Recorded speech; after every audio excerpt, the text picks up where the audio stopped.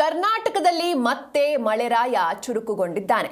ಕರಾವಳಿ ಹಾಗೆ ಮಲೆನಾಡಿನಲ್ಲಿ ಭಾರೀ ಮಳೆಯ ಎಚ್ಚರಿಕೆಯನ್ನು ನೀಡಲಾಗಿದೆ. ಪ್ರಮುಖವಾಗಿ ದಕ್ಷಿಣ ಕನ್ನಡ, ಉಡುಪಿ, ಉತ್ತರ ಕನ್ನಡ, ಶಿವಮೊಗ್ಗ, ಚಿಕ್ಕಮಗಳೂರು ಹಾಗೆ ಕೊಡಗಿನಲ್ಲಿ ಭಾರೀ ಮಳೆಯಾಗುವಂತಹ ಸಾಧ್ಯತೆ ಇದೆ. ಆಲ್ರೆಡಿ ಎಲ್ಲಾ ಕಡೆ ಮಳೆ ಆರಂಭವಾಗಿದೆ.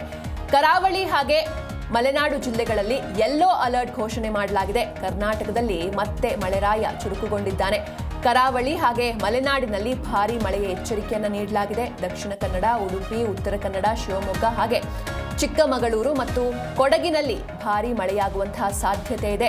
ಕರಾವಳಿ ಹಾಗೆ ಮಲೆನಾಡು ಜಿಲ್ಲೆಗಳಲ್ಲಿ ಯೆಲ್ಲೋ ಅಲರ್ಟ್ ಘೋಷಣೆ ಮಾಡಲಾಗಿದೆ. ಗಂಟೆಗೆ 40ರಿಂದ 50 ಕಿಲೋಮೀಟರ್ ವೇಗದ ಗಾಳಿ ಬೀಸುವಂತಹ ಸಾಧ್ಯತೆ ಕೂಡ ಇದೆ.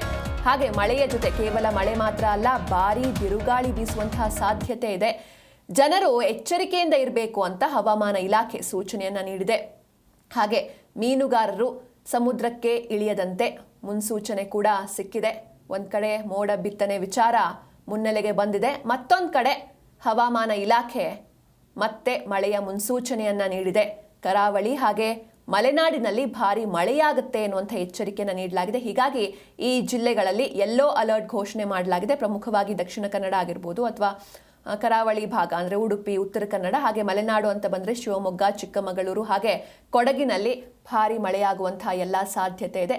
ಕೇವಲ ಮಳೆ ಮಾತ್ರ ಅಲ್ಲ, ಭಾರಿ ಬಿರುಗಾಳಿ ಬೀಸುವಂತಹ ಸಾಧ್ಯತೆ ಕೂಡ ಇದೆ. ಗಂಟೆಗೆ 40ರಿಂದ 50 ಕಿಲೋಮೀಟರ್ ವೇಗದ ಗಾಳಿ ಬೀಸುವಂತಹ ಎಲ್ಲ ಸಾಧ್ಯತೆ ಇದೆ. ಹೀಗಾಗಿ ಜನರು ಆದಷ್ಟು ಎಚ್ಚರಿಕೆಯಿಂದ ಇರಬೇಕು ಅಂತ, ಎಸ್ಪೆಷಲಿ ನದಿ ಪಾತ್ರದ ಜನರಾಗಿರ್ಬೋದು ಅಥವಾ ಮೀನುಗಾರರಾಗಿರ್ಬೋದು, ಅವರಿಗೆ ಹವಾಮಾನ ಇಲಾಖೆ ವಿಶೇಷ ಸೂಚನೆಯನ್ನು ನೀಡಿದೆ.